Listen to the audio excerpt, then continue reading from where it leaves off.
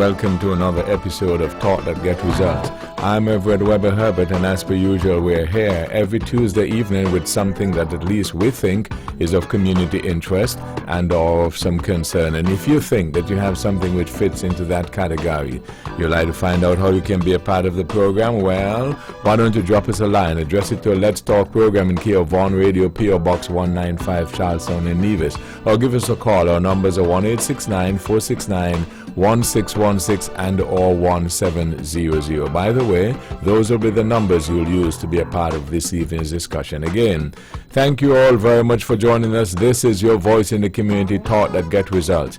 With regard to your participation in the show, we encourage you to call in on the numbers listed, 1-869-469-1616 and or 1700. Here's a suggestion. If you have a question, a comment, perhaps you can get a pencil, piece of paper, write it down so that you're well organized. And when you're getting on the show, you take as little time as possible so that we can accommodate as many of you as we can. We ask only, first of all, you respect yourselves and then respect others, because we will not accept anything we deem not within our broadcast standards. Again, thank you all again for joining us. This is your voice in the community, Thought That Get Results. And you can also follow us on our website, www.vaughanradio.com. The streaming is there, streaming audio. Also, the video stream is there on our website. You click live video. Also, you can follow us on our YouTube channel and our Facebook page at Vaughan Radio. And you get the streaming video live. Tonight, two segments. We've got the folks from the Inland Revenue Department. They've been here with us year after year, telling us about what they're doing. They're celebrating a week of activities.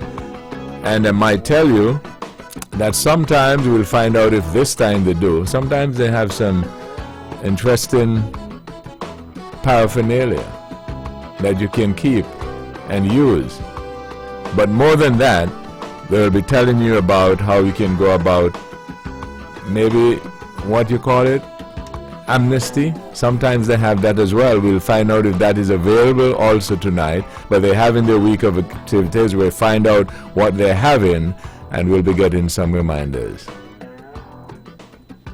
Neva Manners-Limonta is the Commander-in-Chief there.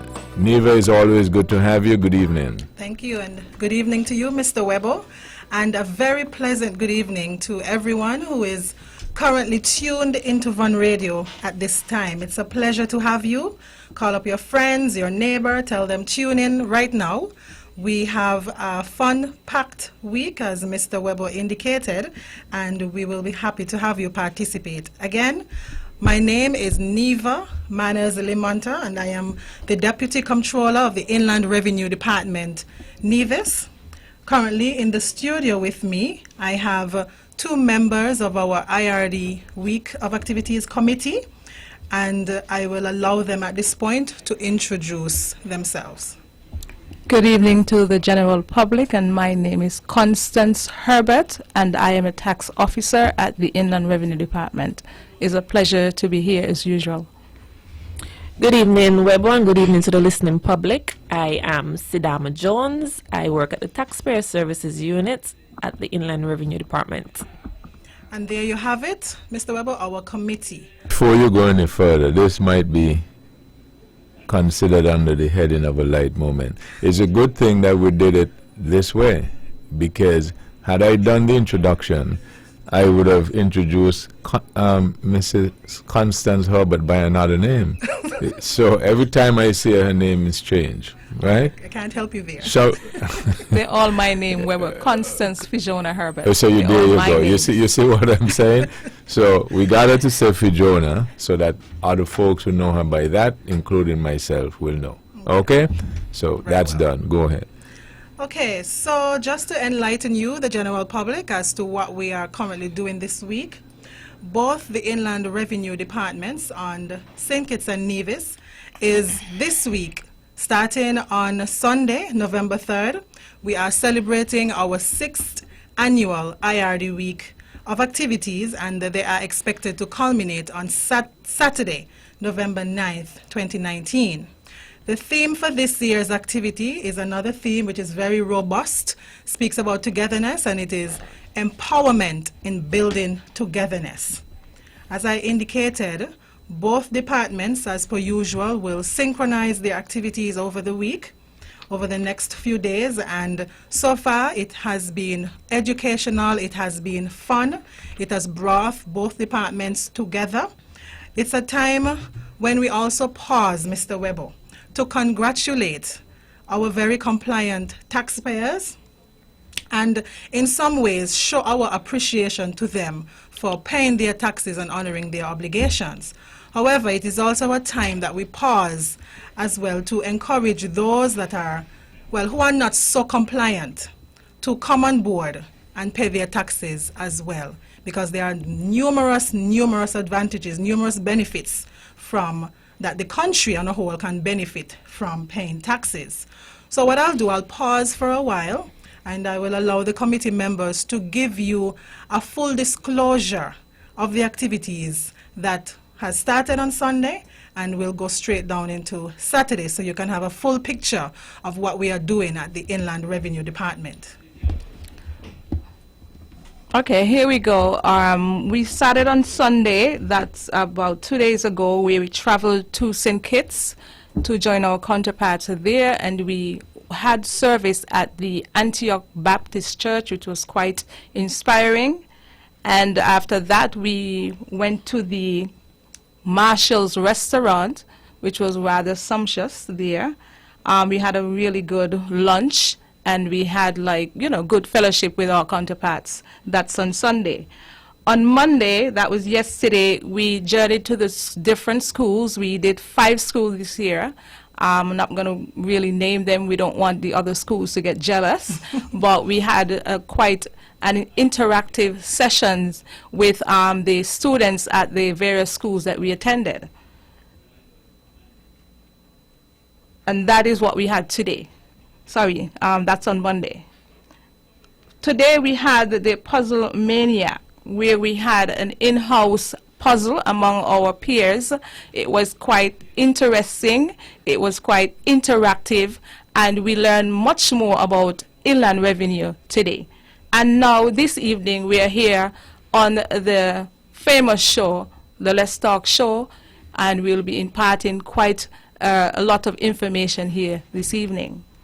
Tomorrow we have our big Customer Appreciation Day, where we have different persons come into Inland Revenue to pay their different taxes, and we offer some little goodies to our patrons, and just a way of appreciating them on our special day.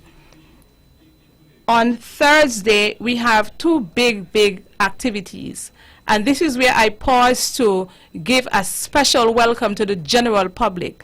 First of all, we will have a health fair day that's in the morning from 8:30 to 12 noon, where we'll have our nurses come in and check our blood pressure, check our blood sugar, and check any other things that they are likely to check on that day. So make sure the general public come in and support us on our health fair day. In the evening or afternoon at 4:30, we journey over to the fifth ground, where we have a soccer-size exercise, where we have all the big instructors coming from St. Kitts to join us in this big affair. And so we are appealing to the general public to come on out. Once you would have done your health fair in the morning, we're inviting you to come to the fifth ground, where we'll have an exciting time there, where we have a nice cool down and we have a nice soccer size, and so that would kind of keep you cool until the rest of the week. On Friday, we want to give back to the seniors. And so we are doing it quite different this year, where we are going to the 2 senior citizen homes on Nevis, namely the Flamboyant Home and the St. George's and the St. John's Senior Citizens Home. The seniors have done quite a lot over the past years. And so this is just a tangible way of showing how we appreciate them by, giving them some sort of presentation. We will not name that here, but you will see this via NTV. On Saturday, that is our last day, we yet again journey to St. Kitts to join our counterparts here in a nicely fun day, robust, exciting, filled-packed day there in St. Kitts until from 11 a.m. until I guess when they get very tired, they will say, no, I had enough, and we'll be heading back to Nevis. And that's basically what our week will look like. Thank you.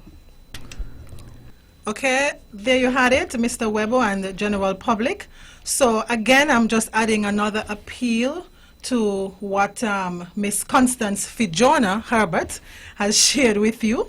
Tomorrow, Wednesday, is our Customer Appreciation Day. Come on out and be appreciated. It's our way of thanking you for your services over the years. Thursday, it's Health Fair. Basically, I mean, it's free. There's no fee. You do not have to go to the doctor on that day. Come to Inland Revenue Department and get your free screening. You want to know what your blood pressure is like? You want to know what your blood sugar is like? Come at Inland Revenue, and we, along with the nurses, we will take care of you. And then on Friday, as she said, we're visiting, we're appreciating our seniors. They are our pillars of the society, and we want to show some love, we want to show some care to our seniors. And so we will pause, Mr. Webo. We want you to come out on Thursday. We want to see you all properly suited out to come and exercise with us, right? So do we have your commitment? That's when you are having the giveaways? Soca size. No, that's Thursday. The giveaways is Wednesday. Okay. We want you to come on Thursday. But Thursday I can't make it. I can make it on Wednesday. Convenient. No, based on my schedule. Based on your schedule. Yeah. Okay. Well, perhaps to the next have you. time. Maybe a next time. Perhaps the Yeah, next maybe a next time we'll find out first what the schedule is before I make my schedule. How about that? Well, that we can work with that. Okay. All right. So for the next couple of minutes, now that we have given an overview of our week of activities, and like I said, it's our 6th annual, and so far, you know, the weeks have been very successful. We have achieved much. At this time, we are going to turn our attention a bit to focus on some of the tax types at the Inland Revenue. We are nearing the end of the year, and there are certain taxes that are coming up and they are due, and we want to, you know, remind our taxpaying public of what these are, the deadlines, what happens in the event that you do not pay. So at this time, I will now call on our Sidama Jones of the Taxpayer Services Unit to give you that overview. So make sure you have your paper, your pen, whatever, to take notes and be reminded. Sidama? Okay, good evening again. I know many persons don't like to hear about paying taxes, but my task here tonight is to remind you about those taxes. So, your business license is due and payable on or before January 31st of next year. If you're late, you will be charged $50 per day until that license is paid, along with a 1% per month interest. I will repeat. You will be charged $50 per day plus a 1% interest until the license is paid. So we are appealing to all taxpayers, please to come early to pay your business license and avoid penalties and interest. We are also asking taxpayers to present their remittance or the bill that we will send in the mail to make the process more easier when you come to the Inland Revenue Department. And remember to visit the Taxpayer Services Division first before you go to the Cashier's Division. Very important. Yes, and present 2 valid IDs. We also want to appeal to the taxpaying public about the unincorporated business tax. That tax is due on December the 17th. It's normally the 15th, but it falls on the weekend, so it will be due on December 17th. Failure to pay on time will result in you paying $100 per month, and our month starts the following day. So if the 18th come, you'll be charged that $100. And Also, when you come to the Inland Revenue Department, please ask about our e-services. That's where you can sign up online and pay your taxes in the comfort of your home or your office. You avoid the long lines, the rush. So make sure when you come to the Inland Revenue Department, you sign up for e-services. Have 2 valid IDs, and it's a 2-minute process, and you'll be well on your way to paying online. And that's it for me. You want to remind them about liquor license as well. Oh, and your liquor license. Be reminded that all liquor license holders, you have to visit the magistrate court before renewing your liquor license in January. There's a certificate that you'll get from the magistrate court that has to be presented to the Inland Revenue Department before payment can be made. Okay. There you had it, Miss Sidama, reminding you of those very important taxes or fees that are nearing the due date, the business licenses, you know, the liquor licenses, the unincorporated business tax, or the UBT as it is abbreviated. Apart from paying them online, come in to the department if you have to. Come early, avoid the rush, avoid the long line, avoid forgetting to pay by the deadline. Because if that happens, then you will see interest charges and that penalty of $50 that she stressed. There's a reason she stressed on it. It adds up. And while we like to collect, we do not want you. You don't want you to have to pay all those We late do not fees. want you to have to pay All all that, those yeah. late fees, because that is enshrined in the law. So it doesn't make sense for you to come in to write to say, well, this is the reason why I didn't pay. We are here to remind you, so avoid that situation. Now, I will allow Miss Herbert, Constance Fijona, to just share with you. I mean, there are some persons, we try to work with our taxpaying public because we know some persons experience great difficulty in paying the full amount that probably is due. And so we will allow Ms. Fijona to inform you of some of the options that taxpayers have in the event that they are faced with any, financial strain or so in meeting their full settlement and so forth. Ms. Herbert, you want to take us on that, please? Yes, we're encouraging all taxpayers, and I know there's a myth out there where Inland Revenue want too much money. However, yes, we like to collect, and we would like to collect all of the monies that is owing to the government. However, we do have a nice affordable payment arrangement plan that you can work with from your pocket. And so if you come into the Inland Revenue Department, we have some very nice and professional and exceptionally good officers who's always willing to sit with you and discuss a nice and affordable payment arrangement plan. And so it would not interfere with the other taxes you may have to pay. You would be able to squeeze a little bit out through that payment arrangement plan. And so you avoid all penalties and interest once you would have been placed on a payment arrangement plan. Thank you very much. So there you have another option of ensuring that your taxes are paid on time or paid up to date, and trying to, in an effort to avoid paying late fees and penalties and such the like. What I will do at this point is I can have Ms. Jones as well remind us of the website. She referred to e-services, and that is the way that the department is, trying to keep pace with modern technology.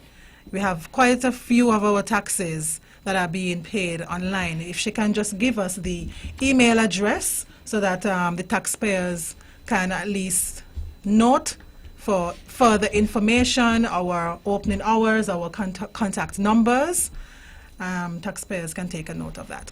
Okay, feel free to visit the website at www.sknird.com. There you will find a vast amount of information on Inland Revenue, whether it be e-services, business license, unincorporated business tax. The site is packed with information, so feel free to visit the website and inform yourself. Also, as I said earlier, visit the Taxpayer Services Unit where any one of the officers there can assist you in signing up for e-services. Under e-services,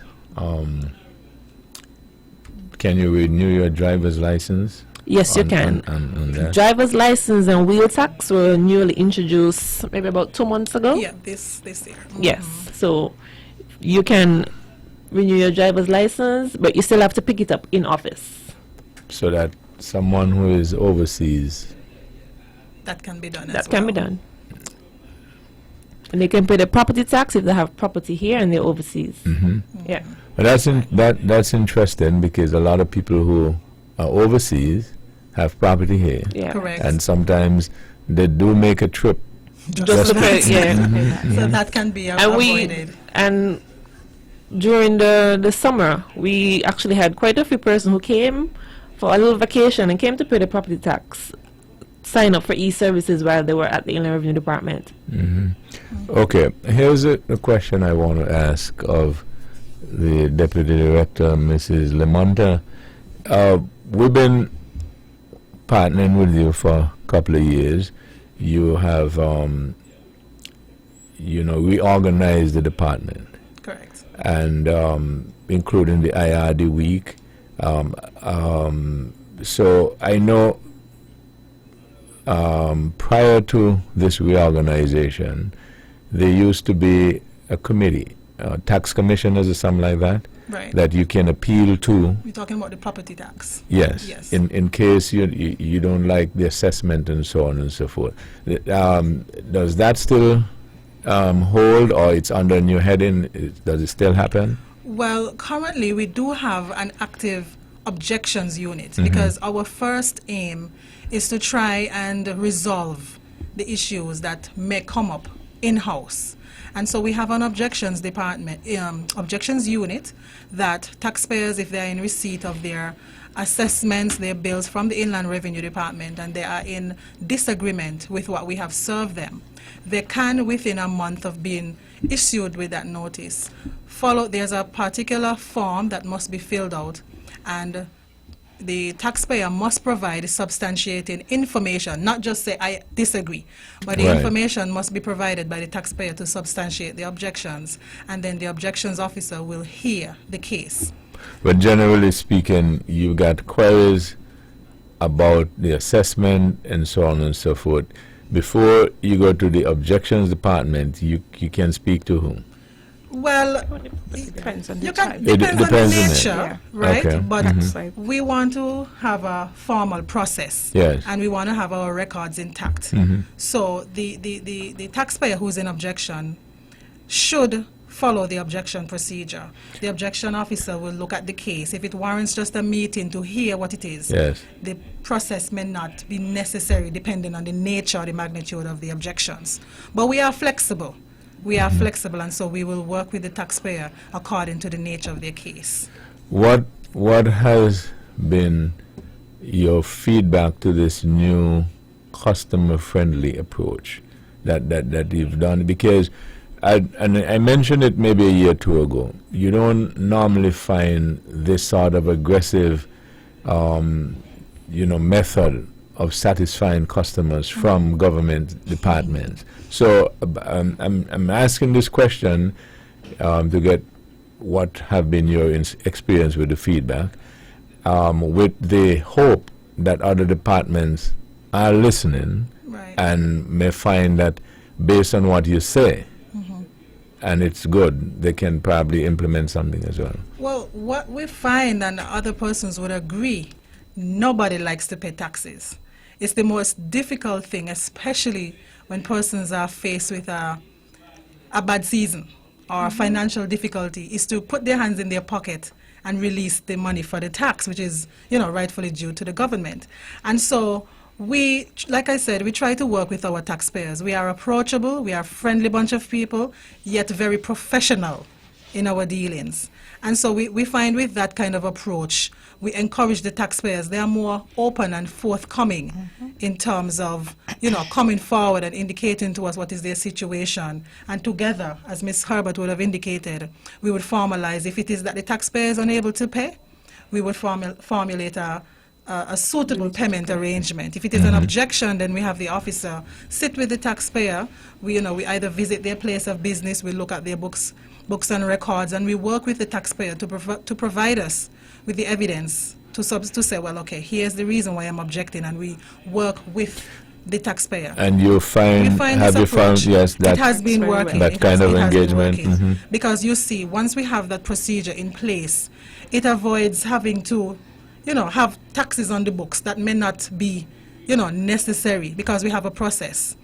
We may use certain information to tax the taxpayer, but if they have the information to refute, and we look at it and we see they have justification, then we have to adjust our records accordingly. And so we find that kind of, working together, it yields positive results.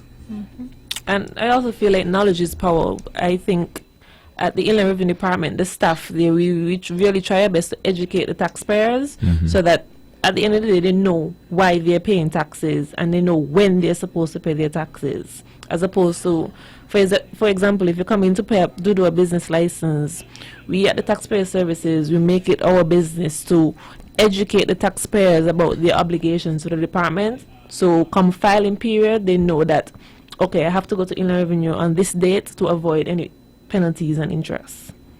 And hence the reason why we are here, Mr. Weber, to impart that knowledge that Ms. Sedama is speaking about.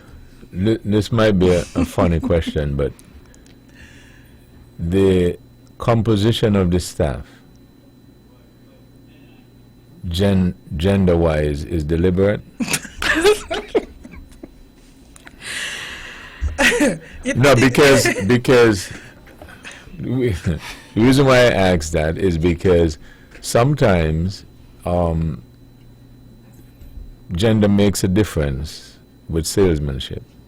Sometimes.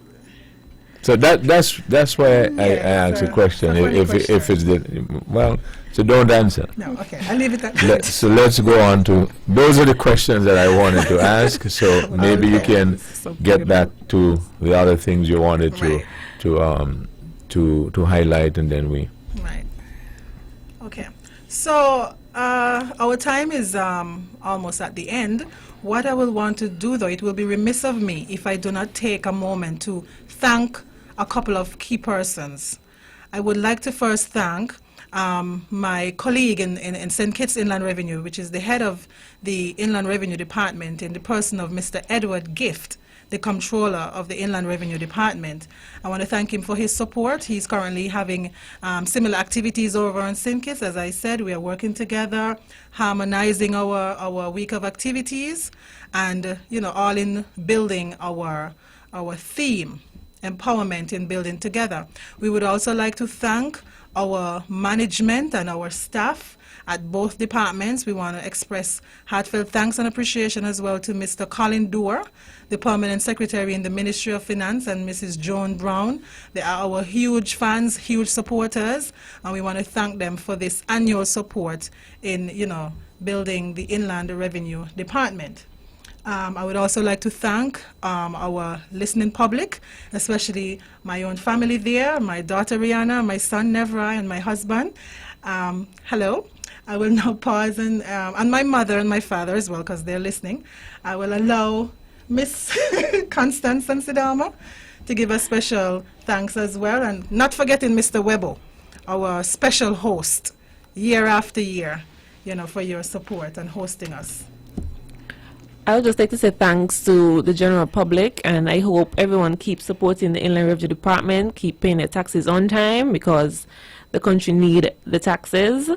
And thanks to the staff, my unit, the Taxpayer Services Unit, and that's it. Thanks, everyone. Okay. I just want to say thank you to Von Radio for hosting us this evening for our usual annual participation in your show. I want to say good night to my mother. She's there listening. I had to put the radio on before I left because she wanted to hear what we had to say in reference to IRD. I also want to say thank you to my team there at the collections unit. And please, general public, please come in and see us, sit with us, and we'll be able to work with you. I want to say thank you to the whole of Inland Revenue, and I know some of you are listening. And to the general public, thank you for listening to us again, and good night. And if I may just add one other person, save the best for last, and that is my secretary, the lovely Jamela Hobson, and she's the glue that holds the department together. Thank you so much for your work. Have a good evening. Okay, before you run away though, here's a final question. I always have the most difficult part to do and to play. Somebody asked me this question. The Inland Revenue Department is responsible for collecting the taxes. That's your job. That's our job. Who is responsible for explaining how it is spent? Well, that would be a level above us. So The Ministry of Finance. The Ministry of Finance. Right. We're under that umbrella. Budget, spending, that's all part of their can you portfolio. can you put a name or two to it at this point? Earlier, I would have given special thanks to our permanent secretary in the Ministry of Finance, and that would be Mr. Colin Dorr. Okay, so we want to thank you all again very much. Neva Manners Limonta, she's a Deputy Controller of the Inland Revenue Department. Constance Fijona Herbert is the... why you change your name? It is always my name, Constance Fijona Herbert. My mother chose to call me Fijona. And you choose to call yourself Constance. That's my correct name, yes. And Sidama Jones. Thank you all very much. It's always good to have you. We appreciate that you always include us in your week of activities celebration. Thank you you too. again, Thank and you all the very very much. Good best night. to you. Good night.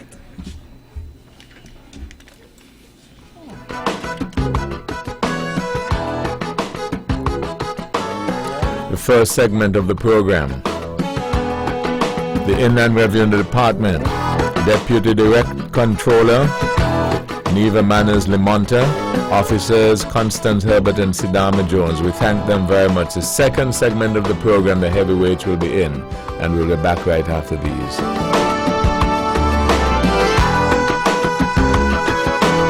Queen City, Nevis, this is the powerhouse of the Eastern Caribbean, Vaughn Radio. Builders Paradise is offering a large variety of floor and wall tiles at very competitive prices. We've got over 2 million pieces in stock, lots of different styles to choose from. Whether you're renovating or tiling a new house, Builders Paradise has what you need. Oh, and remember, we're open all day Saturday to serve you better. Call them today at 466-4938. When VON vibrates, the whole Caribbean must shake. 860 AM, the powerhouse. Back with the second segment of this episode of Thought That Get Results. Our first segment featured the Inland Revenue Department, the Nevis segment. They're having a week of activities called the IRD Week, and Neva Manners Limonta is a Deputy Controller of the Inland Revenue Department, along with Constance Herbert and Sidama Jones. They were featured on the first segment. The second segment, the heavyweights are in. We thank you again for joining us and remind you our numbers to participate on the program: 1-869-469-1616 and or 1700. You can follow us with the video stream on our YouTube channel. You go to YouTube, you type in Vaughn Radio, click subscribe, and you have the video stream. Also, you can go to www.vaughnradio.com. Our audio streaming is there, and also you click video live and you get the audio the video streaming, or you can also follow us on Facebook, our Facebook account Vaughn Radio, to follow the video feed. The Honorable Spencer Brand, good evening. Good evening, Weber, and good evening to my colleagues around the table. Let me say a very pleasant good evening to our listeners and viewers at this time. It is indeed a pleasure for me to be back here once again. Let me say good evening to those persons who are feeling a bit down tonight for one reason or the other.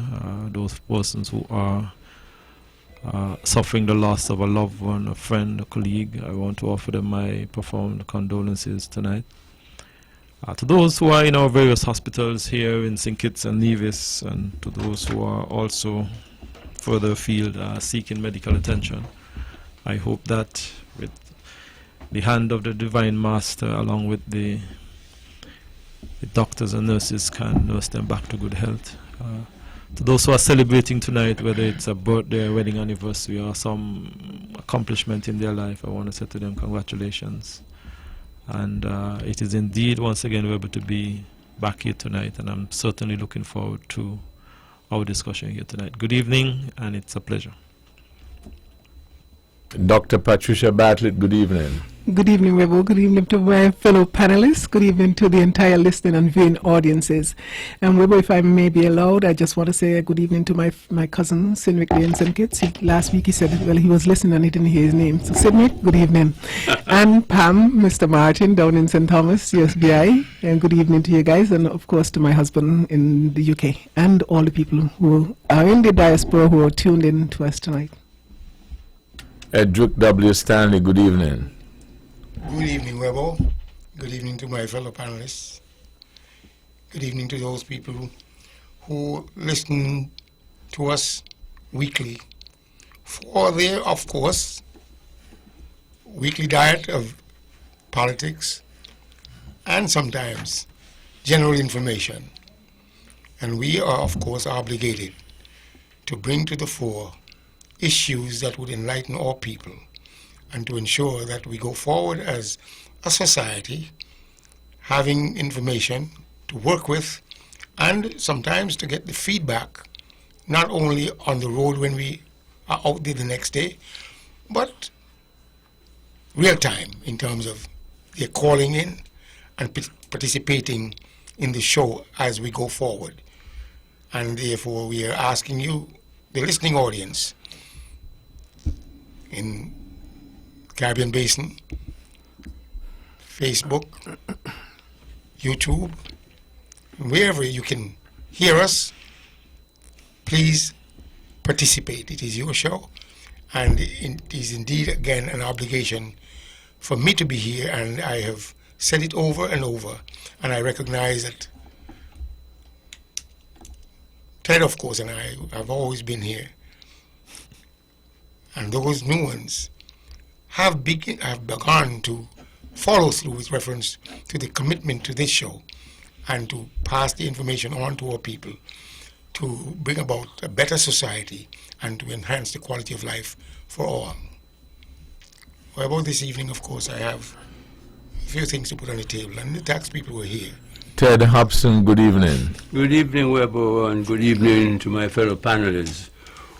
As usual, Webo, I'm really honored to be on this program. I've been with this program for many years, and I've always felt that it's a great privilege to be able to speak to the people of this country, wherever they are, whether they're here or whether they're abroad. I'm happy to be taking part in this discussion tonight, and Mr. Stanley has indicated that he has a number of matters to put on the table, so I am anxiously waiting to hear what they are so that we could discuss his matters and other matters that may come forth. Webo. Good night. Conrad Niall Libert, good evening. Good evening, Webo, and a pleasant good evening to your staff here at Fun Radio, to my colleagues around the table, pleasant good evening, and to everyone in tune to this program using the various means that exist today, a pleasant good evening. Webo, once again, we gather here to discuss the issues affecting the people, and of course, that is something I always like to do, not just here, but on the street. And I just want to say good night to the many people that met me today. And the days gone by, speaking about this program and how much they've been moved and how much they've been enlightened. And I always feel very happy to say to them how much I myself has been enlightened by their participation in the show and the things they say to me on a daily basis as I walk the street of Charleston. Webo, I'm happy to be here once again, and I'm looking forward to participate in any topic anyone have decided to put on the table, Webo. Thanks for having me again. Edric, you have many topics. Let's go with Well, one. I didn't say many, but Ted, of course, said that. But let me just say that it is important for us to understand. You have topics. Well, I have some things to say. How would you describe them? Let me say a few, You have a few. Okay. which is... I said a number. Well, isn't that a number? Well, sure, okay. All right. So, the tax people were here, and it is important for us to understand our tax obligation. And they mentioned that people don't like to pay taxes. Okay, quite a number of people don't like to pay taxes. But we know that it's an obligation, especially in business. Property tax is a different matter because you might be there in your property, is not making any income in the true sense of the word, and as a consequence, you may not have made any gains on that property, but yet you have to pay the tax because of all the other things the government may have provided: road, water, electricity, or the infrastructure. And as a result, property taxes are levied on that particular property. But in terms of business, where you are able to put a percentile amount on, which would include the taxes, and therefore, when the time comes for that tax to be paid, I am urging all citizens, all of us, let's pay our fair share. Because the government has, through the Department of Communication and Works, road, water, and other infrastructure development to, in fact, finance, health, education. Education is free in Nevis. When I say free, the students from grade, I would say grade 1, and maybe even kindergarten, to grade 6, when you enter the first form, to fifth form. Tuition is free. It's free. Tuition. And in that regard, I'm saying to you, it is a massive financial obligation for the government to fund it, to pay teachers, staff, everybody who is involved in education. And I will tell you, those of us who had the opportunity to go to school and didn't have to pay, we have come out very, very handsomely with reference to the low cost. And therefore, those of us who now can afford should pay our fair share. Those who can't afford, listening to the personnel who were on, the personnel or the individuals who were on just now, they have more or less highlighted as to why we should pay.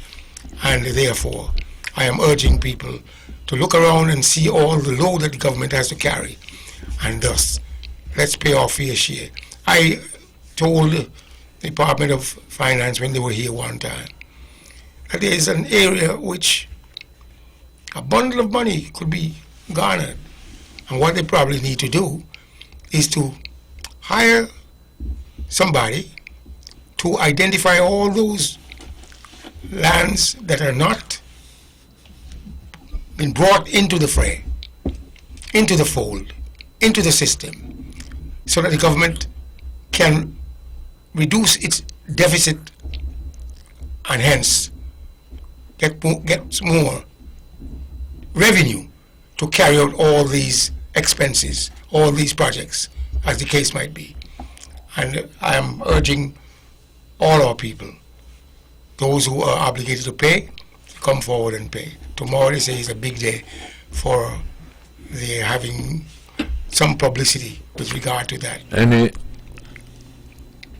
Anybody else would like to make a comment on what went before? Yes, Webo, the Inland Revenue Department, and represented by the three very competent young ladies who were here earlier, they are basically the gatekeepers of the country's finances, really. If they don't collect, then the government wouldn't be able to implement some of its initiatives.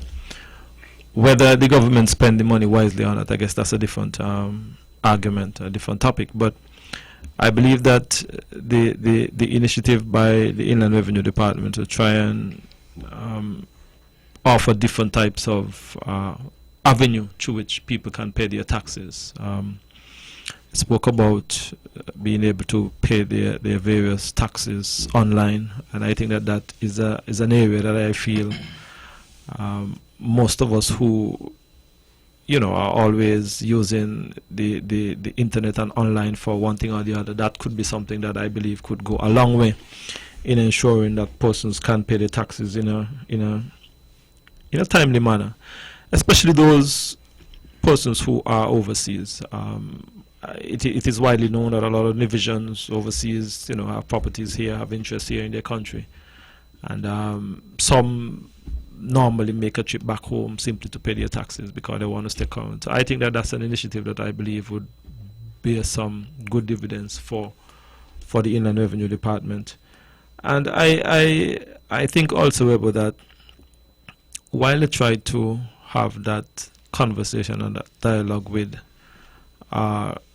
taxpayers who may be a bit delinquent, that avenue also allow the taxpayers to, in my mind, have a fair assessment of their earnings so that they can pay the fair share. So, like I said, it's a department that allows the country to function in a way that if they don't collect the necessary revenues, then the government wouldn't have the necessary funds to carry out its development and so on. So I certainly want to encourage them, and I certainly want to encourage the general public to pay their taxes.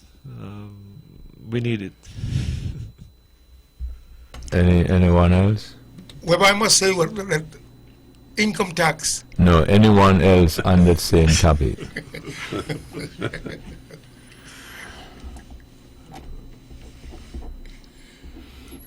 No one else? Mr. Stanley? I must say that we are rather fortunate here not to be levied with income tax.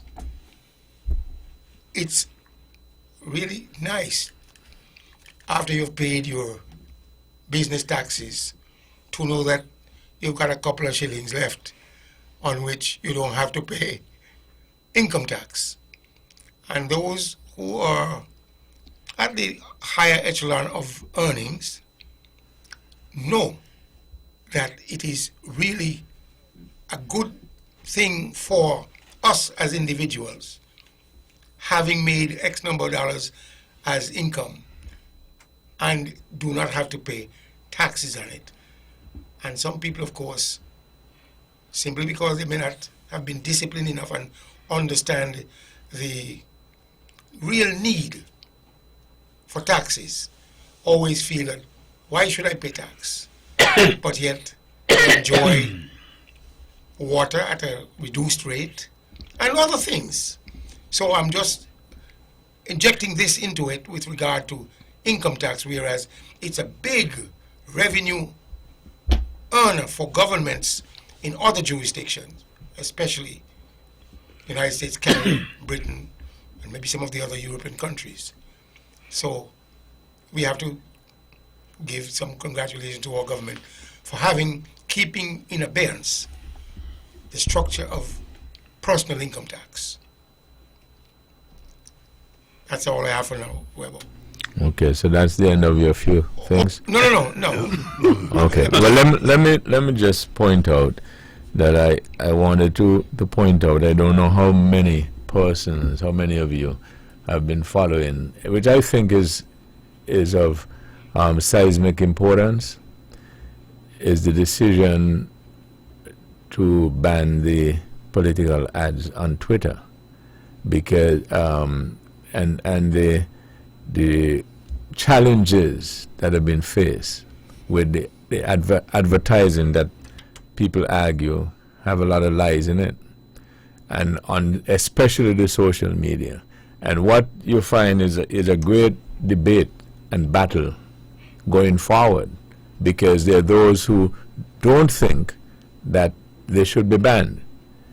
And then the question is, well, who should police and decide what is true and what is false? And if you argue, well, let the public determine what is true and what is false, and the people are able to benefit and capitalize from spreading false information and so on and so forth, then you begin to imagine the type of society you have going forward. So I just thought that that was very, very interesting. It's an interesting decision, and Facebook has been pressured as well to do something about it, and of course the other social media. Of course, traditional media also, they have certain segments that maybe don't or can't sometimes check to see what is true and what is false. But what is happening is that there is this massive movement to spread lies and propaganda, right? But it is not new, because I was watching a documentary on the weekend, and it shows you how Hitler and Mussolini and those gentlemen, how they were able to control and manipulate, and it was mainly because of the propaganda. Yeah. Ted, yeah. I was about to say that I wasn't aware that Twitter has banned advertisements. I know there's been a lot of pressure on Facebook to do something about the kind of false posting that come on the Facebook, all sorts of claims that are untrue. I mean, I've seen something that Trump has put on, competing with the impeachment process and all of that, and much of it that he posted were untrue, clearly untrue. But there are people who believe whatever he says, but I think that Facebook should really ban such false statements. But that's going to be a discussion and a debate going forward. But that is my view, and I'm very pleased that Twitter has decided to ban advertisements, because people are fickle-minded. They believe almost anything that comes over the radio or television and so forth. So you got to be very careful, and you have to allow people to get reasonable, truthful information.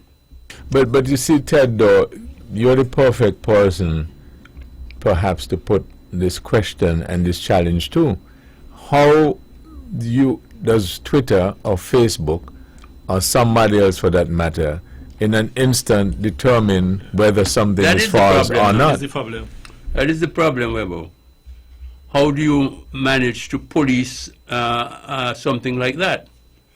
And I think that is one of the answers that I forget the name of the man who controlled Facebook, but this youngster, Zuckerberg. Yeah. How do you police it? It's very, very difficult to police. In that case, then, should the burden be rested squarely on each individual to be vigilant, informed, and knowledgeable, and thus make their own assessment into determining not only right from wrong, but truth and lies? Webo, it's a tall order. It's not fair, because people are being bombarded. You have no way of verifying these facts. If indeed we could remove the anonymity associated with some of these accounts, you would find you'll have less of these lies as you categorize them. And I think that is where the issue is. If people were to associate themselves directly, and take legal responsibility for what they put out, you'll see that the act will be cleaned up. But right now, there's no incentive for people to clean up the act. You can say anything you wish because there's no one to challenge you. Then at least they don't know who you are, and that is the problem. But Dr. Bartlett, you must also be cognizant of it is a massive movement, led by President Trump, to be very bold with the lies, and they call it in a very sexy language. They call it alternative facts. Yeah. And so, in that case, you don't have to use any mask, and you're able to come with the naked lies. Well, I was just talking about nonetheless. generally speaking, though, in general sense. Right, but what I'm saying, I'm just wanted you to be aware that the lies and so on are not coming in behind a curtain anymore. They're coming in plain view. Yes, as it relates to Trump. Yes, right, because he's playing on a different level. But it's not just him. But he's playing on you used him, so I'm just saying, though, that he's playing on a different level. Like he said, he could go on the road and shoot a man, and, he's gonna that wouldn't affect him in any way. Well, let me bring it closer home. Do you realize that in our political season coming up, this is going to be featured real big? Yeah. It is already started. No, but there's and people take recourse. I mean, Brand can't go and say what he like about me if it's not true. He's gonna have to take responsibility for that.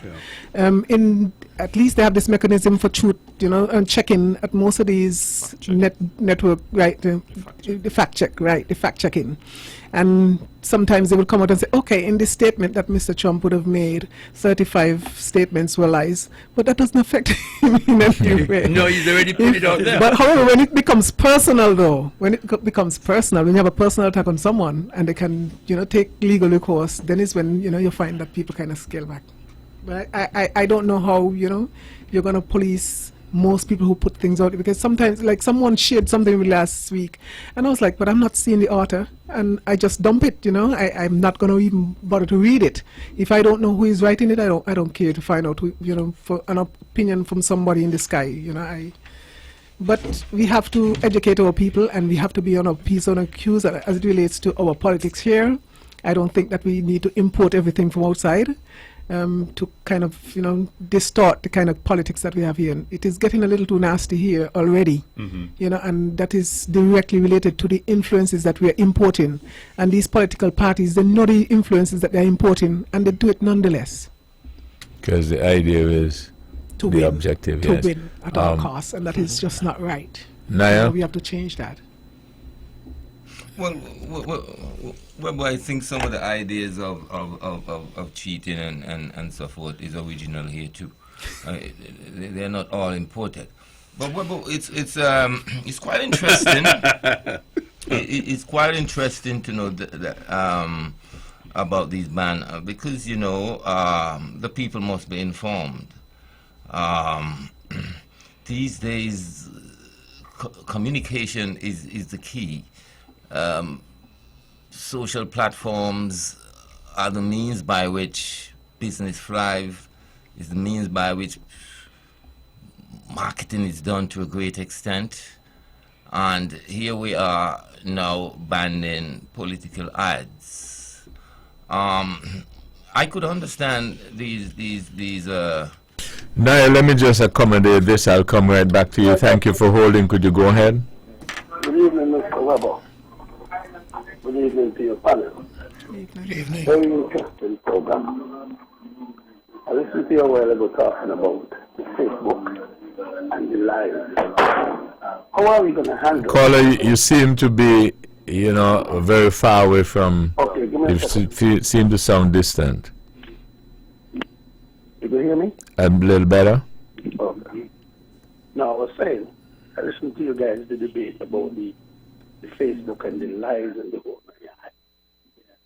How are we to handle the situation with the politicians openly lying to the people on Facebook, in press conference, the whole nine yards? I think these are the major situations we're having in the Federation and a matter of fact around the world. It's not just the Facebook. I mean, you listen to some of these press conferences, openly, blatantly lie. You listen to, they treat the citizens with no respect, openly, do as the like, openly lie. I mean, listen to the guy a while ago talking about the taxes. I think the people in the Senator meetings now need to come to one conclusion. Everybody needs to stop the tax. Everybody needs to stop the tax. Because you know why? We're not getting no answers. We're not getting nowhere. We're asking questions day in, day out. I mean, listen to the press conference yesterday. Mark Brand and Timothy was together. And up to now, nobody talk about the report. You understand what I'm saying? We pay, we had our tax money as the partner just said a while ago. Where's the answers for me tax? Where is the answers? We paying them. What is it's like pulling a teeth and they're disrespecting the citizens because they could get up tomorrow morning, the Prime Minister could get up tomorrow and fire a citizen or take credit, do whatever they want and nothing for it. But you know what they're going to tell you? No, Mark Rand, they're telling me, you must go to court. We're going to court with it. So, I mean, we're talking about the Facebook. Let's look at the bigger picture here now, sir. The bigger picture is that what about the politician who open the line to us? I mean, Caller, the challenge you're going to have is on the fly, or put another way, in real time. Who and how do you determine, for instance, if Mr. Brand says a statement now, who's going to fact check him right away to know whether or not he's telling a lie or not? So that's a challenge you're going to have. And that's what I'm saying again. This is now where we have the distrust in the parliament. Again, that's why we need to be clean. We need to come clean to each other. You know, today I was walking, right, Mr. Weber? And I think the guy walking me asked me something. Something he said to me. And I think I answered him and he said to me, Cook, you can't tell a lie. Everything I think you can tell a lie, you'll smile. He called you Cook? Cook is my last name. Cook is my last name. But you, so if someone were to, my last name is a Herbert, someone were to say to me, you are a Herbert, that's fair? Yeah, the Cook is my last name. So he didn't call me Cook, meaning that I is a cook. Oh. Better call me by my last name. So if a person were to say you're a crook, it doesn't mean that you're crooked. Well, depending on the context of what he's saying it in. If you say like he's a cook, but I said based on what we discussed, he didn't directly call me cook. It was just a light moment. I know that, but okay. the point I'm making, he said to me, Cook, but you can't like, you're smiling. I said, what do you mean by that? I mean, he just start working. He said, because I know you're smiling, you the man don't lie. I'm just saying though, to the point I'm making back to what I'm saying to you, the politicians, all of them need to come clean to the people. We must be able to say, but when Mark said something, we honestly know that he's telling us the truth. When Timothy says something, he honestly telling us the truth. We shouldn't even be questioning. It's like the lady on your show. Listen to a speaker, you know, clearly she's speaking from within her heart. Listen to the guy now. You could see clearly when you speak, you've seen it. But these politicians, when they talk, you always question everything they say. Everything they say, you're questioning, you're thinking. It's about, I want to be true. Well, let me ask you this. You say you listen to the show all the time? Yeah. You normally hear Mr. Brand? Which one? The guy want to be all the time? Yeah, Mr. Brand. Sometimes I would say the Honorable Spencer Brand. Oh, the minister man? Yes, the politician. Yeah, listen to him now. Okay, and when you listen to him, he does be telling lies, in your view? You see, because again, I'm questioning. No, my question is, work with me. Work with me. Yeah, I wouldn't say telling lies. You would not say telling lies. No, but work with me. Work with me. Yeah, but you will. You realize though he's a politician. Yeah. So when you refer to all these politicians that telling lies, you don't refer to Mr. Brand. Well, I wouldn't again, don't put a lie part in it. I wouldn't openly say he's telling lies. What would you say? I'm just questioning what he's saying. It's like, you remember some weeks ago here in the late was there in the program. No.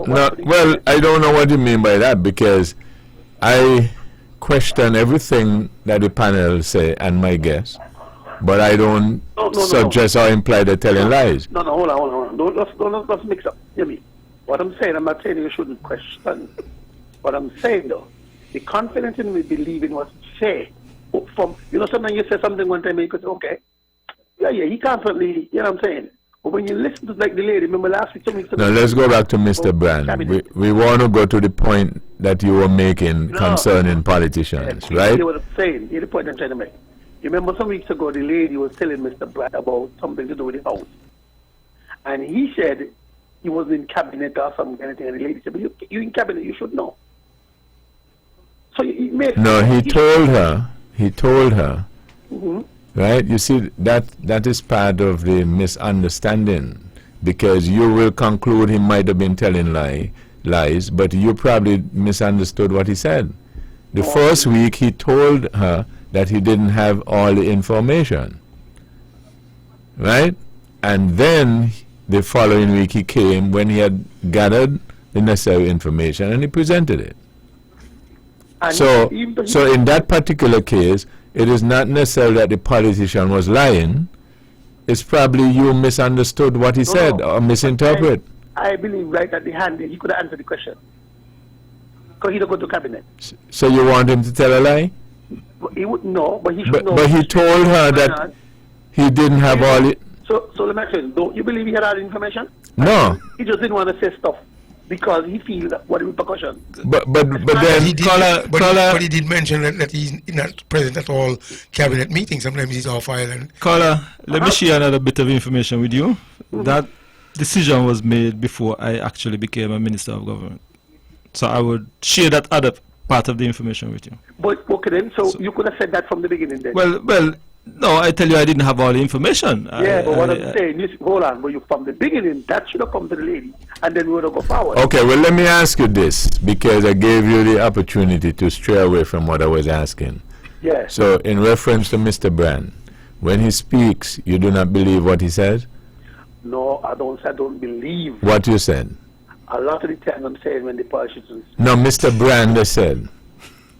Well, I still will question what he's saying for some reason. But questioning somebody does not imply that they're lying. You agree with that? Yes. No, I'm not implying that he's lying, but it still doesn't have the full impact, that have that confidence to believe what he's saying. I prefer believe everything what the lady is saying. No, we're speaking about Mr. Brand. Yeah, but I'm just trying to show you. I prefer to believe exactly what you say. Because I have that confidence in you. You seem straight up, you seem open, you understand? But something about the politicians, these politicians. And that includes Mr. Brand? All of them. Including Congress, who are outside thinking. Yeah, but why you don't want to speak about Mr. Brand? Well, indirectly, I'm not directly. But I'm asking you directly about him. Well, he come under the same umbrella, all of them, I say all. So he comes under the same umbrella, and when you listen to him, he is speaking lies. I didn't say he's speaking lies. But you say he comes under the same. I didn't say lie. I'm saying you have to. Okay, all right. Let's move off of that. You had something another point to make? Well, that's about it. But I'm not saying we really need to check facts. And I'm saying the politician incoming, the next generation, where we're calling them, we need to have confidence. When they speak, they need to speak full facts, be open, and what's killing us is the transparency. And we're getting caught up too much because we like a party. And then listen to the other, the Brand, the next man, there's a guy there with you on the show. There's three guys. There's another guy that be on every Tuesday. I can't remember his name. Edric W. Stanley? Thank you. I always question that guy. Why you always questioning him? Because he's always questioning. You carry me to nowhere. You're leading me wrong. Remember something? The rest of the guy, they tell him that. Because we need to call it right and call it wrong. So this is what I'm asking. You walk with me. You always question Edric W. Stanley? Yeah. Why? Because his appearance seems like he's defending something. He seemed to me like he's always defending something. He's always defending something. I don't know what he's defending, but he seems like he's always defending. So, I say, in other words, I have a lot of respect for the lady and the other guy. Because remember, during the swearing-in, she was the one who doing the commentary, and start listening to her lately. I understand where she's going, and I needed to keep the energy. If NRP gain power, we need the same energy. We need to go after them. That's the point I'm making. So we need to stop sugarcoat the politicians. I don't have time for that anymore. So you question Edric W. Stanley? All the time. Listen to this. All the time. Every time. Well, let me tell you this about Edric W. Stanley. He does not mind being questioned. He can answer, okay? Okay, yes. So there's no problem questioning him. I'm speaking to you guys. Okay. Edric, did I speak well on your behalf?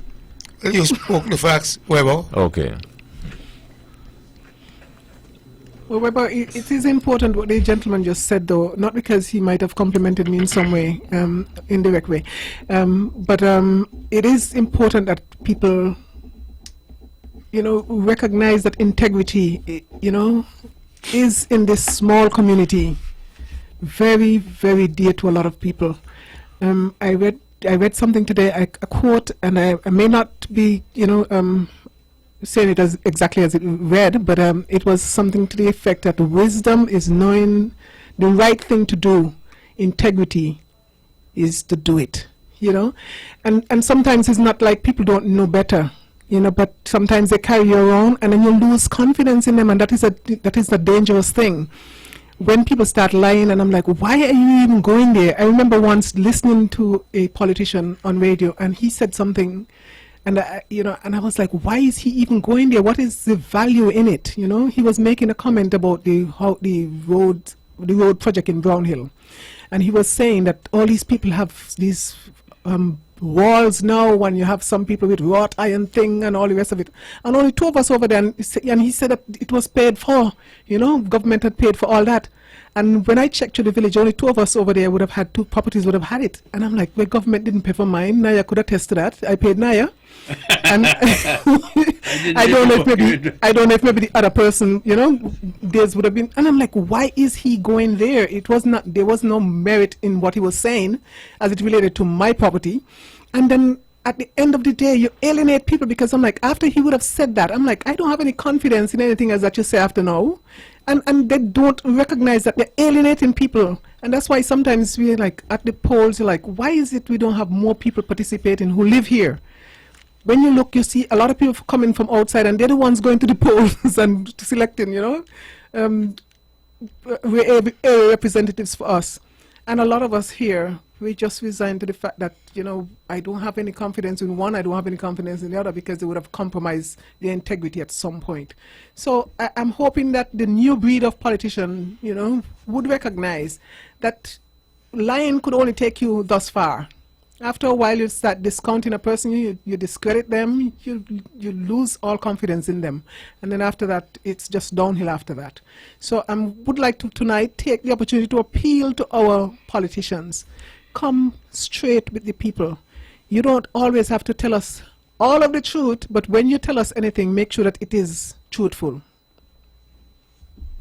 And maybe, Webo, the instrument they use sometimes to promulgate those lies, like the social media, should really put a ban to political ads and so forth. Because I think that's what we were discussing a minute ago before we branch off into that.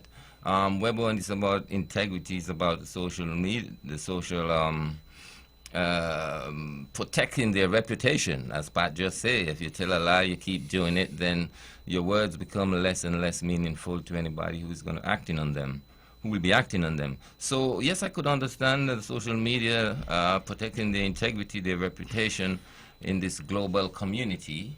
Of course, the American election is coming up, and we see what happened in the last one. I think it's really a reaction to the 2016 election and what happens going forward after that, and what is happening today in American politics that prompt the social media is supposed to be restrictive on what they put out. But of course it's going to have global consequences because everybody uses the social media, and it's a mainstream way of communicating and reaching people. But Webo, I think if a politician wants to lie, they will, and if they want to communicate those lies to the people, they will find ways and means. Of course, whereas the reputation of these social platforms will be protected, I am not sure how much they would impact on politicians being restrictive to themselves as to what they say to the people. But of course, Webo, it's a drop in the water, and I think it's geared towards making the public more rightly informed. So that's a good thing.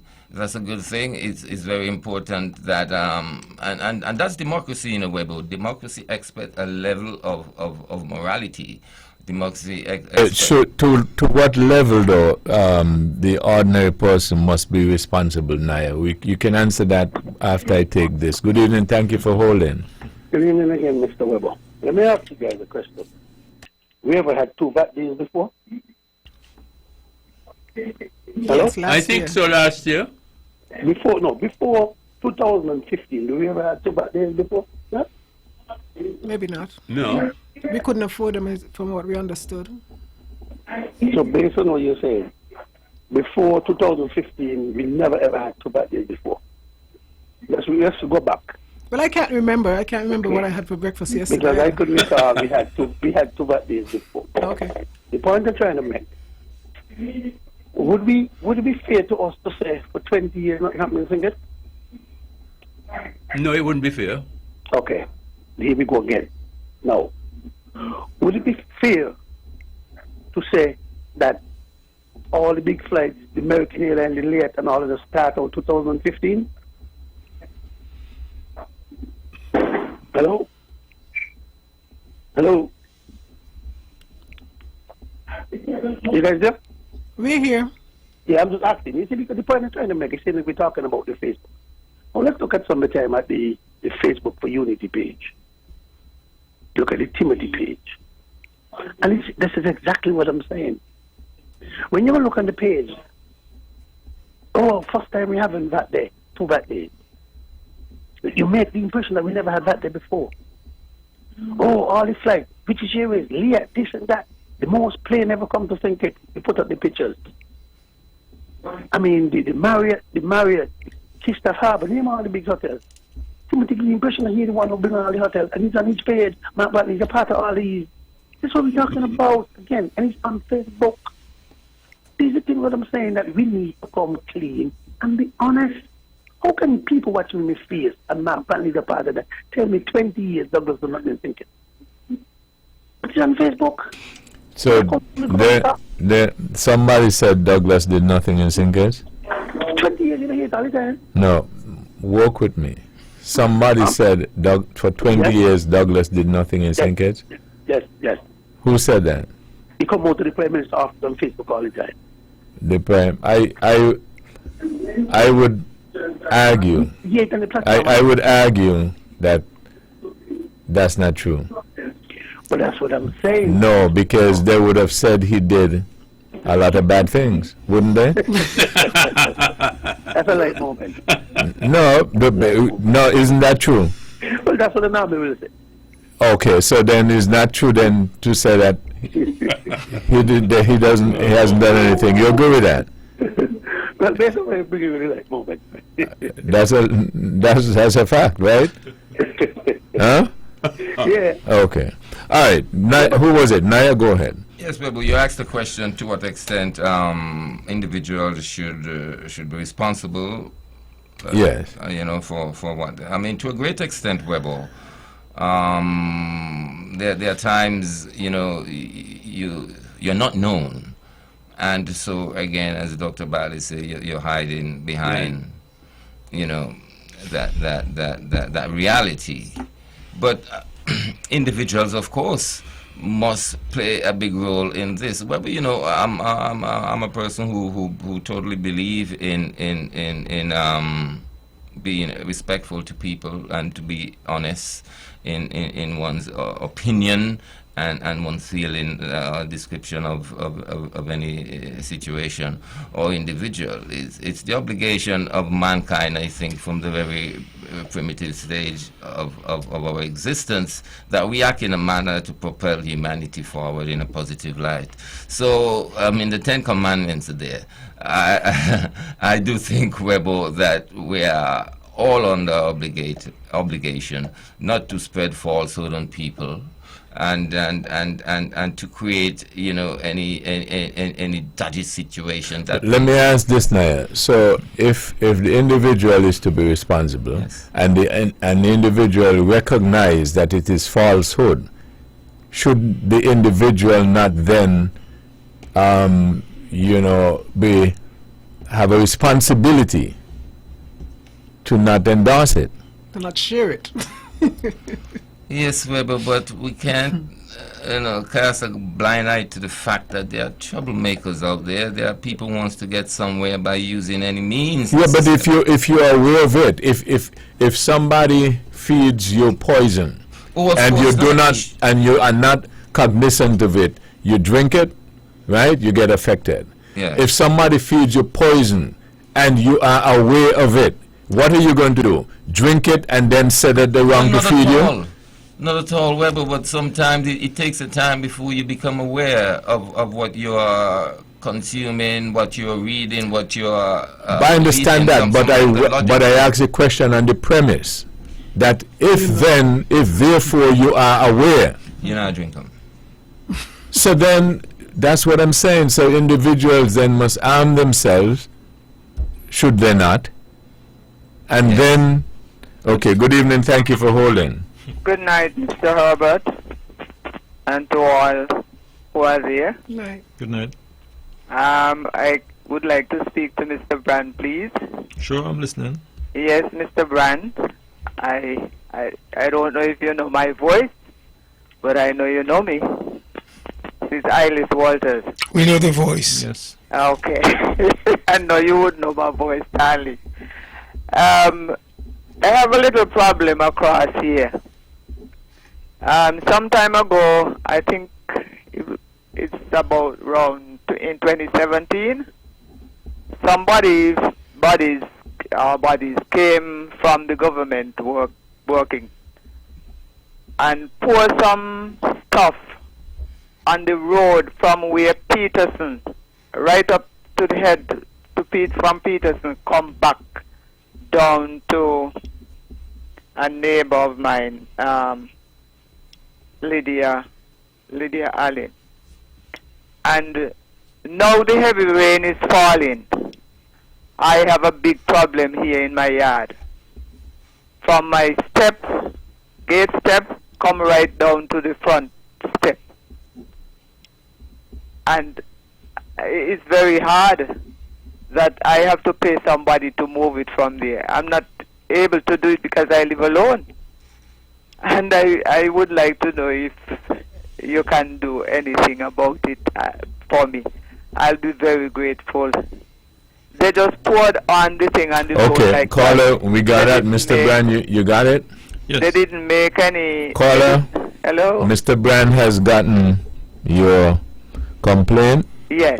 Mr. Brand, you like to respond now in terms of whether or not you will call or what?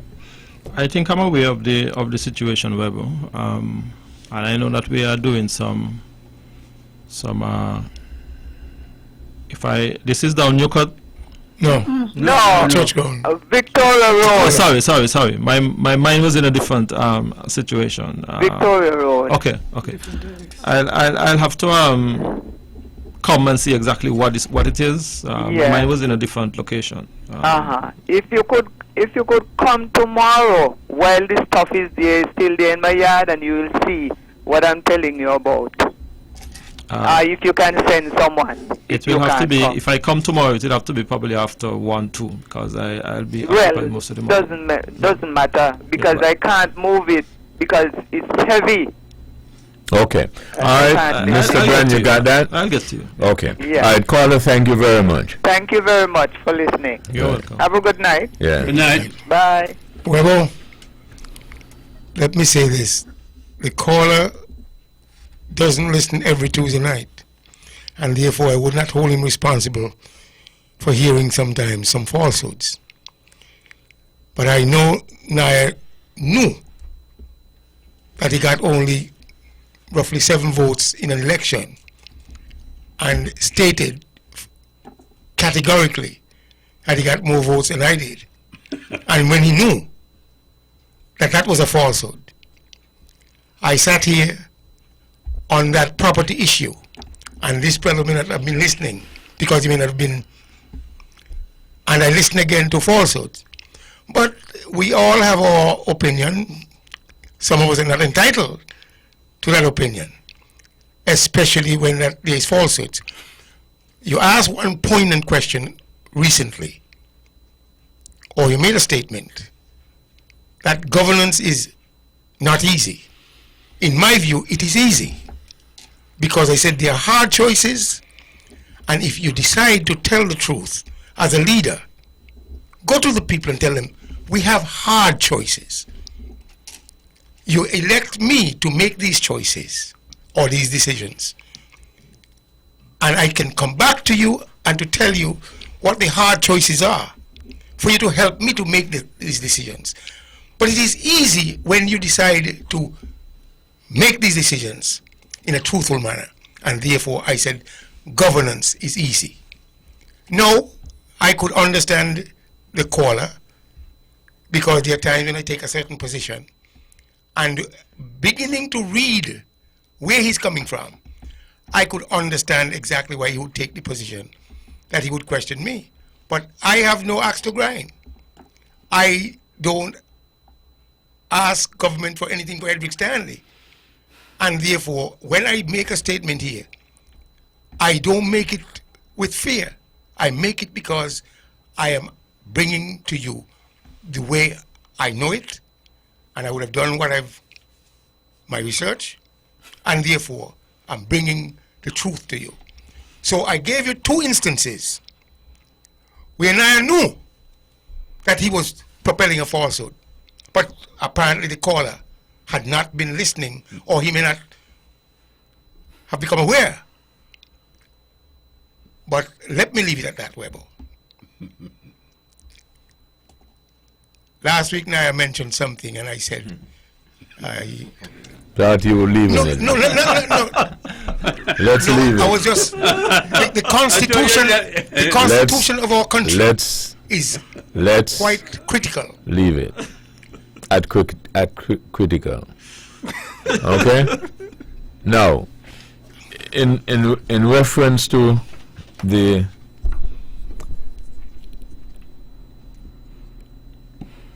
Facebook, the Twitter, and all these various areas, and I said it is a monumental task and a seismic load, because when you take freedom of speech and people's opinions and so on, it can get technical, because Ted knows that somebody can say something, and then when you tell them that they've been false, they say, well, I was just expressing an opinion, and they can word it in a certain way, because the court allows you the leverage to give an opinion, although it may not be accurate as far as facts are concerned. Correct, Ted? Right. So it's something that's going to be very challenging for the generations to come. It's not a cut and dry situation. And the other thing that is realistic in this whole thing is that, and this can cause a debate, sometimes people rather hear lies. Politicians will tell you that. In fact, there's a particular adage, an old adage in politics. It has nothing to do with Nevis politics, but politics in general. There's an old adage which goes, tell the people what they want to hear. Which is wrong. But which works. For time. Well, that is what I'm saying. But you only want to be there for a time. You think so, Weber? You're going to be there for eternity? You can't be practical. So then what's your point? The point is that based on the desire of man, you will be there for a time. Well, no? You know, something I heard once from a politician, and I was taken aback when I heard it. He said, sometimes if you want to win, you got to forget about your integrity. And I was like, did he really say that? Really? Yeah. And I couldn't, shocked you know, to hear that they would admit that. I was surprised when he said it, you know, an Vision politician, and I was like, okay, sometimes you got to put these things aside. Hope he didn't win. Well, I'm not going to go there. Weber would have tapes. I don't keep tapes.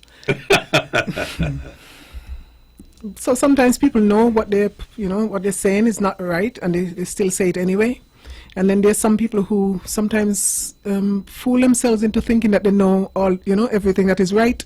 And sometimes they really don't have the facts, because if you sometimes check for the facts, sometimes it's just a feeling that some people have. I have a gut feeling about something and they just say it, it's not about facts. But I think that one of the things that I would like to see around here, though, is our media houses pursuing the facts. I heard the Premier say it, and I applaud him for saying it, because people don't want to dig deep. We just hear something and we just put it out there. This person said this, you put it out. Somebody else said something, you put it out. But what are the facts? You have to, find the facts.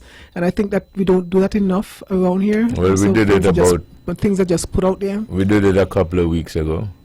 Well, I'm not saying that you don't ever do it. I'm just saying it's not done enough. Right. But I'm just pointing out that in giving account for ourselves, I just said we did it some time ago and a couple of weeks ago, and in doing it I demonstrated the way we do it.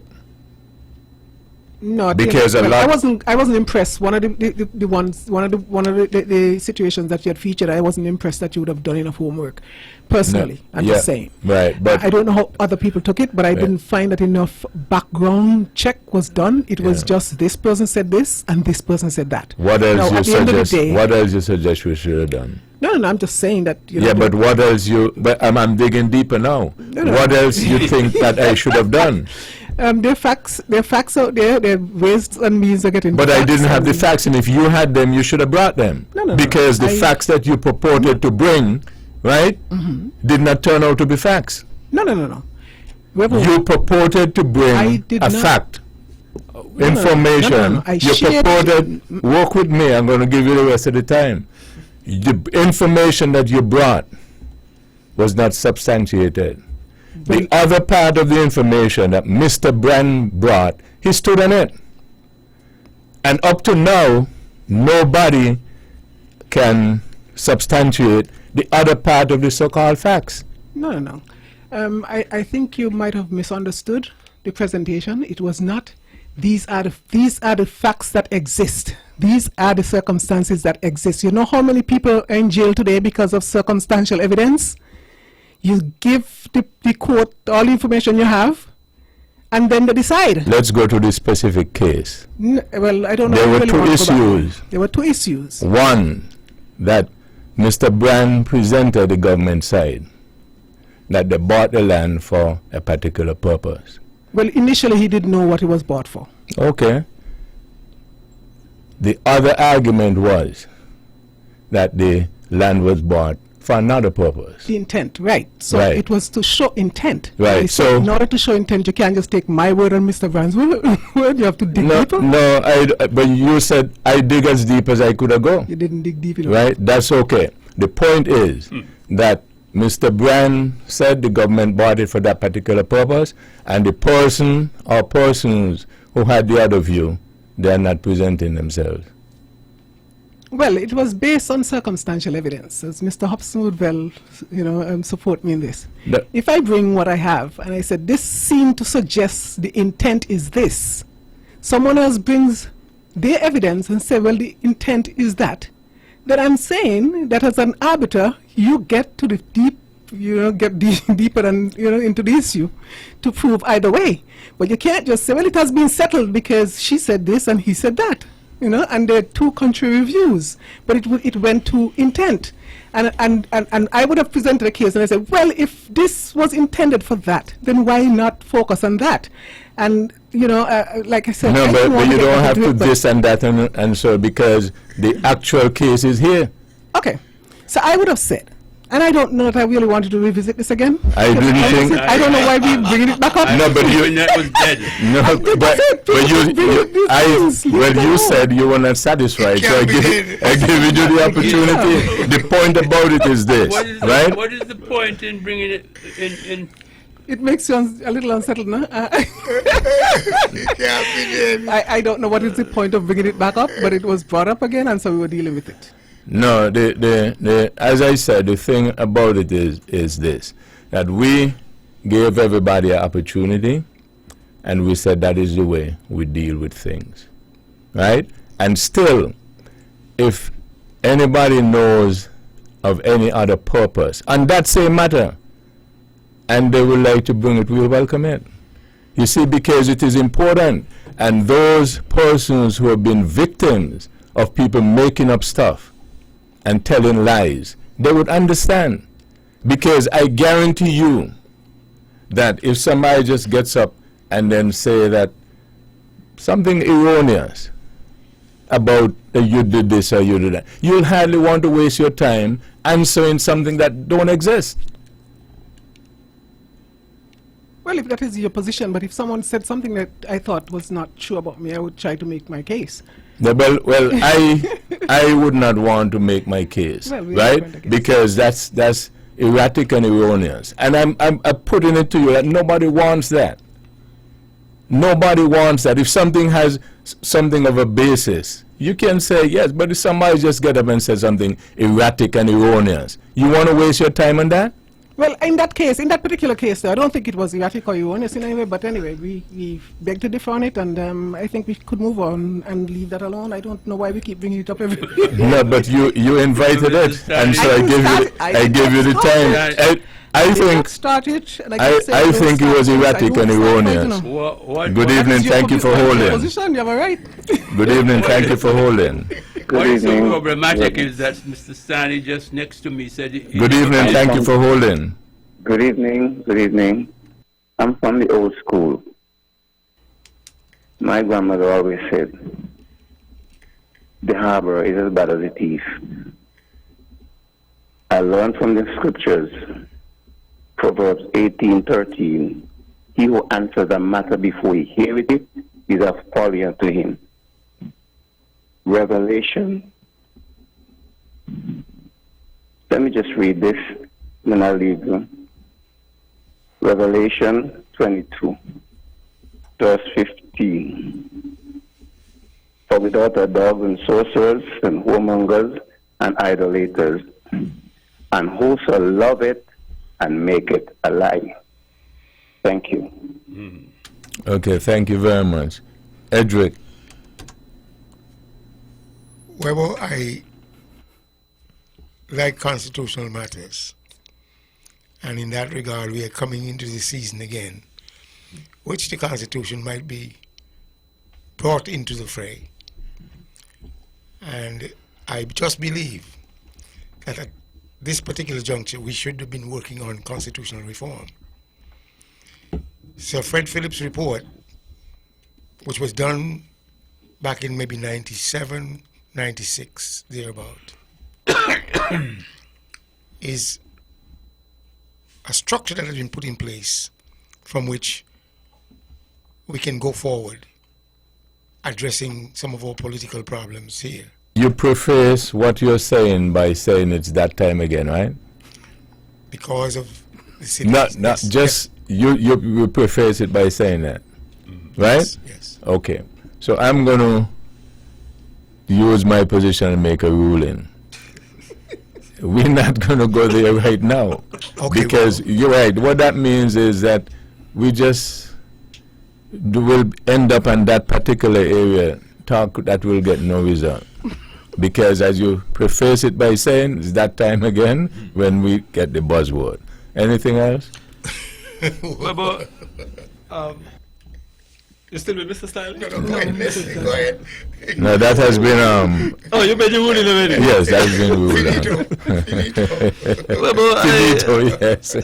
I want to I really want to remind our people that they are the one who have the power, Rebel.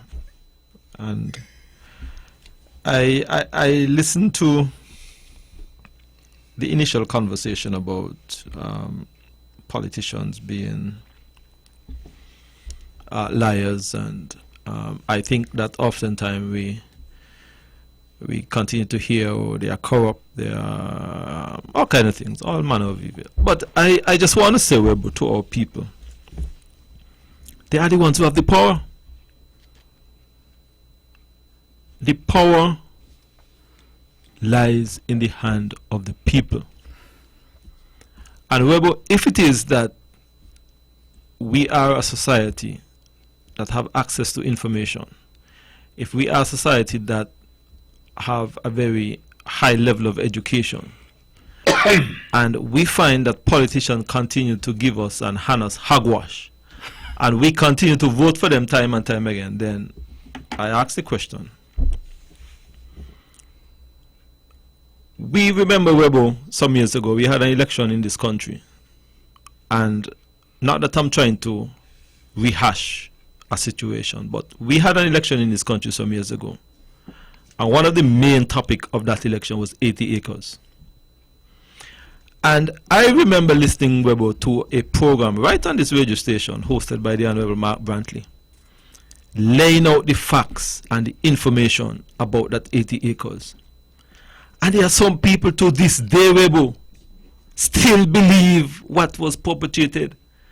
And I said to myself, if you can provide to some people information in black and white, and they are prepared not to believe, well, my goodness gracious, what else can you say and do to them? I want to say to our people, Webo, they are the ones who have the power. If you feel that politicians are lying to you, if you feel that politicians are giving you hogwash, if you feel that they are dishonest, if you feel that they are corrupt, you have the opportunity to replace them. And that is all I will say. But see, that is why I keep making the point or asking the question. Then should the burden not be placed then on each individual, so that if, as Mr. Brand says, you got the information, you have the facts, then you utilize them accordingly. Naya, what's wrong with what Mr. Brand just said? Nothing at all, Webo. I'm just here stop thinking that now I look across the globe and there is revolts all over in Chile, Lebanon, Iraq, England, Spain, Hong Kong. These are people taking matters in their own hands. People power. But you guys gotta be careful then, because these people are not waiting for elections. Well, these people are not even respecting court decisions. These people are fed up with the ruling elite. And that's a very serious thing that I see happening around the globe. And so you mentioned about people's power. I'm wondering if the people get a little erratic, what would be the consequence? Let me take this. Good evening. Okay, please call that. Continue now. In a sense that we don't expect people to be shot dead. We expect peaceful demonstration, but we expect that to be also respected and the message be communicated to the higher authorities. It's actually the people who has the power, but does the people being allowed, do the people are allowed to actually exhibit the tendencies to remind you that we got the power, and would you be willing to yield to them? You know, because the power can be restricted. Okay, and, Naya, let me take this. Good evening, thank you for holding. Good evening. I want to comment on something Mr. Brand said. He's partially correct. Well, he's correct in the sense that the power should be in the hands of the electorate, but it no longer is. And we see this by the importation of all sorts of people into the country to vote. You can come in and live for 6 months and vote. It's no longer in the hands of the people. If it had remained in the hands of the people, then we would have had fair election, and then we could say, somebody can say you will not be there forever. But what politicians are doing now is that they're changing the rules. They're changing the rules that govern fair election to ensure that they stay there as El Presidente for life. And I want to say one other thing. I can recall Dr. Bartlett making a statement about the acquisition of the land. I can recall her asking whether or not what they were hearing is true. And she asked Mr. Brand if he could shed any light on it. I never heard her make a statement and say, this is true or this is true. She was asking, and I, for one, I am glad she did. Good night. Caller. I figured so. But caller, if you would like to, can I like to ask you a question? Yes. Manaya, I think I interrupted you. Yes, Webo. are we ready really for people asserting their power, their particular role in the democratic process? I'm not sure that we're ready. And I hope, Webo, that things doesn't get that bad that people go to the street, because there again, I think we haven't have any much of a record on people reacting that way in these parts of the world. But I'm fearful that the whole democratic bottom is going to drop out if people do that, because I think the reaction is going to be as such that we would question the rule of law if it does happen. So people power really can be very much restrictive. It can be molded. It can be not totally nullified, but suppressed by government. But also, Naya, to be fair, some other times people make a lot of noise. Yeah. But when you sit down and you objectively take the information from both sides, a lot of times the people who are making the noise are wrong. And the approach is wrong as well. That is what I'm saying. You see, so sometimes I've witnessed a lot of instances, and a lot of teachers who teach in school will tell you too, that a lot of kids come, and they come with a sorry story, and you really feel sorry for them that they've been taken advantage of, until they face the accuser and find something different. Right? So sometimes you got to be careful with that as well. Politicians are more aware of that too, but people power is like, it can be confusion. It can be, something that's happening where proper representations are not made, and therefore, if the people doesn't have that structure amongst them, then people power become more of an interruption in everyday life and economies and economics and so forth. Is very important to realize that. So, people must organize themselves properly when we're speaking about the effect and to effectuate people's power. But it will be very interesting to see such uprising in these places, and I hope it doesn't get to that, in a sense, and the reaction of the central authorities to these uprisings. I don't think that's what Mr. Ban was encouraging. No, not at all. The angle that I was going is vote about it. Well, something we cannot wait for the election. Yes, I hear you. I hear you. But I am saying to you, Naya, that if the masses of the people continue to feel that the government is giving them hogwash, or politicians is giving them hogwash. You're sitting too close to Sally, with the hogwash too. Well, I'm picking up something. It will be not offend me a little bit. But the point I'm trying to make, Naya, is we cannot continue to say that politicians this and government this and so on and so forth, and we are not prepared to do anything significant about it. You must be able to position yourself that if you feel that the shoes you're wearing is squeezing you, change the shoes. Keeping in mind, Mr. Brand, also that sometimes I would ask,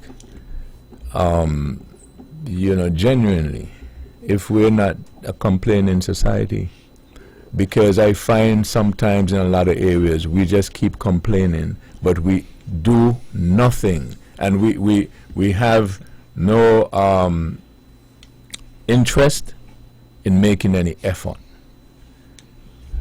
The palm is gained with effort, and a lot of times people think that where Mr. Brand got, he just got there, woke up one night and got there. He had to do the necessary work. He had to do what was necessary.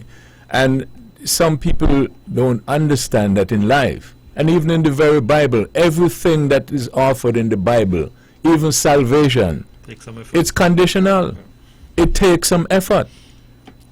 Yeah, but so when people sometimes give the impression that they are so victimized and all, sometimes it's true. But sometimes it's laziness, and it is a con game to get things without the necessary work. Not everybody has the courage to say it. Not sure what that's making reference to, but Well, somebody had told Jesus one time, "You speak in parables and I don't understand." And you know what he said? It's deliberate. All right, but I accept what you said. But to the point that the caller made earlier, though, we have a situation here, and we're hearing it quite a bit. You know, from people who are resident here, who just feel that they're powerless because they think that their power is being suppressed. Because when we import votes, it is not fair to the people who live in a particular area when you bring people from outside who have no interest beyond that particular day. You know, and it suppresses, and people are becoming frustrated. I'm not so sure that we are a type of people who would take to the streets, you know. I mean, I guess they don't have to take to the streets, Dr. Bradley. Take to the polls, because let me give you some stats. What the evidence will show, that if the people who live here go to the polls, right, they drown out the people who are coming in. Really? I'm telling you. Right, because... Well, I don't see the evidence. You have to show me the evidence. Like, I have to show you evidence, you have to show me the evidence. I can show you the evidence. A matter of fact, I'll order it now. Good. So, Carl, get all the statistics to me. Right, and take off the people off of the thing list, mind you. With the voters. Voters list. And, yeah, the voters list. And let's see the percentage of the people who voted in the last 5 or 10 elections. Yeah, but I'm saying, though, because you have some people who are not participating, is because they feel like they are powerless. Yeah, but that's... These people you have to recognize, and I hear you, Rebo. What they have to do is not go by the feelings and emotion. And I said one time here, people have to learn they don't win debates on emotion only. You got to have facts and evidence. And those people who feel that way, they must not just get emotion and stay home. They must go to the polls in their numbers. Obama said, don't boo. Vote. Yes. I agree. Rebo, I agree with you. I'm just saying, though, that this is something that we ought to be mindful of. We cannot just discount the people who are here. There are people who are here who do not like the fact that you have people from outside who are coming in and deciding for them. And I'm supporting your point, Dr. Bartlett, by saying to those same people, do not just get emotional and stay home. Go and vote, and the numbers will give you what you want, the advantage. One would hope that that would happen. But that they will do it? But it just doesn't translate to that. You're not, talking about human... It's not one-sided. Both sides do it, and therefore it is a mechanism that has some equilibrium. Both sides do it. No. If it had been done by one side only, if the government said the opposition is restricted with reference to bringing in people, then you could understand. But if both sides bring in people, then it is only fair, right, and proper. No, but it is not equal. It is not an equality situation here. It's something that relates to equity. There's a difference. Why is it not an equality situation? No. Because had it been that, had you said, okay, Pam, you can bring in 50 people, Labour, you can bring in 50 people, then that's a wash. I can understand that. But that's not the way it happens. The dynamics do not spell that way. Well, you don't say, CCM, you can carry 100 people to the polls, you have 25 cars, and Edric you have... When Edric was running, Edric had more cars than votes that he got, right? So right, Edric? Yeah, that happened. But that's a light factual moment. Could we make it the last word? Who has the last word? Stanley wants it because the last time I run up the clock. Stanley, you have the last word. You run up the clock this time. Okay, that's it then. That's the last word. This program repeats tomorrow at 10 o'clock following the VON News Minute. Join the Honorable Mark Bradley tomorrow evening for On Demand. Thank you all again for joining us. This is your voice in the community, thought that get results. You all have a wonderful evening.